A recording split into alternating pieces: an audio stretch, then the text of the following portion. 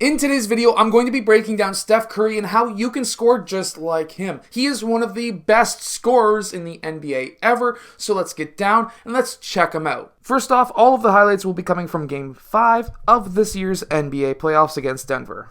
In this first move, he attacks his defender on the left side because there's a massive lane there. However, he's able to take a quick step back to be able to jack that three. So what does he do to be able to get open? Well, first off, he gets super low when he wants to do that step back. He doesn't just do that step back from a standing stance or at a regular attack mode level. Right now, he's got his shoulders lower than his defenders, which will allow him to have more balance and ability to get to that rim. However, he sees Jokic starting to move slightly down, which means that Jokic is going to be contesting that shot. At that point, Steph Curry gets super low and stops right-left really quick.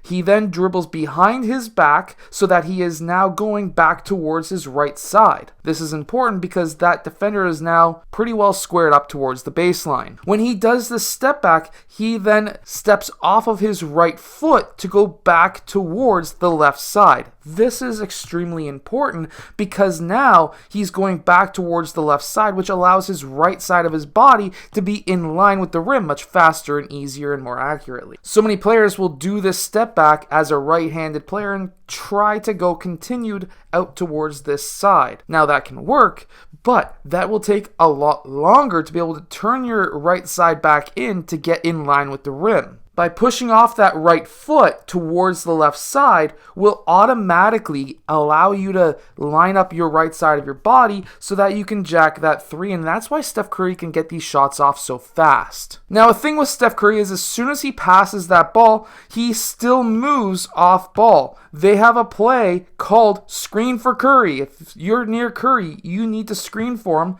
and that's essentially what we're seeing pretty well here. So he clears out towards that right side. When he clears out towards that right side, two players cut across the key, which allow him to essentially have that whole right side open to himself. Draymond Green then dribbles towards Steph Curry, and of course, his defender gets lost. You should never get lost with Curry, by the way. And because of that, there doesn't need to be a dribble handoff for Steph Curry. That's essentially what that play would have been originally called. But Steph Curry is going from his right to left side, which means that his right side is in line with the net already. You'll notice that Steph Curry will always go towards his left side.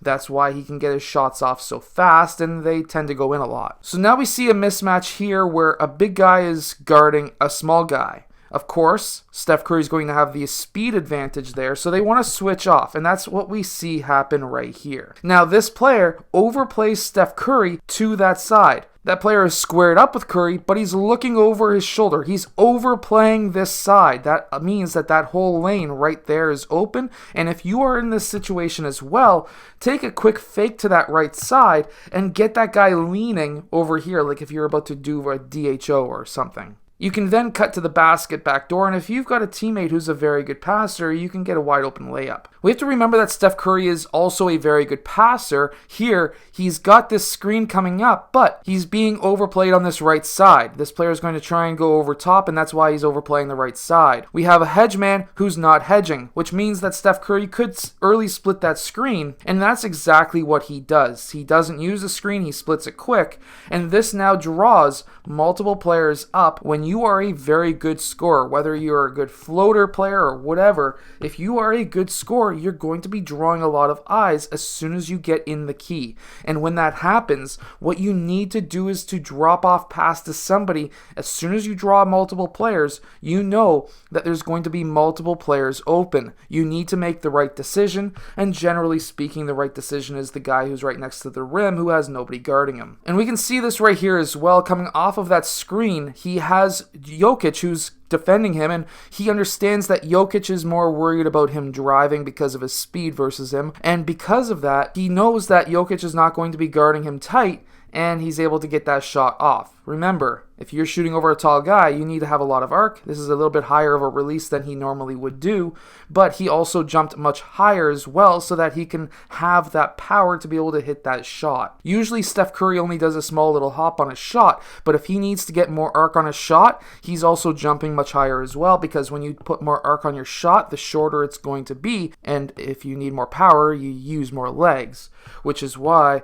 he, of course, jumped higher here. Same thing happens here. He comes off of a screen. He has DeMarcus Cousins on him. DeMarcus Cousins is trying to protect the drive on this right side. He has his hand way down, and he's bending at his back. He's not bending at his knees. And that's one of the issues when it comes to DeMarcus Cousins, when it comes out to switching off on guards, is he will only bend his back, which makes you really slow. You need to bend those knees so that you can then almost be sitting in a chair. And if you're not doing that, guess what? Steph Curry is going to again jack it right in your face. Steph Curry is also not afraid to know or think what other people are thinking about him. Coming off of a screen like this, he has that switch. Yes, this guy right here, Jokic, is a much taller player. But when he comes off of that screen, he has his shoulders really low. He notices, as soon as he notices, really, that Jokic starts to turn and run in that right side direction, then we see that Steph Curry pulls for his shot. That's why. As soon as you see a player make a mistake, starts running away from you, pull for your shot. Don't worry what others think. You can hit that shot. Now we see that Steph Curry is getting pressured, and a lot of young players will get pressured, especially if it's in a late game situation. What he does here is fantastic. He gets his body into the chest of that defender. He then uses his off arm to angle himself to get in front, get position. Now his right shoulder is in front of that defender's left shoulder. When that happens, he needs to get to that rim. He needs to be able to continue to force his body in front of that defender. That puts him in jail. At this time, he's attacking that rim, and these guys are not coming off early enough to be able to contest any kind of a shot. He fakes that pass over to the block, and he's able to finish outstretched for that layup. Steph Curry is one of the greatest scorers of all time and easily the best shooter of all time as well. I hope that this video has helped you become a better scorer as a guard. If it has, hit that like button, subscribe, and I'll see you guys again next time.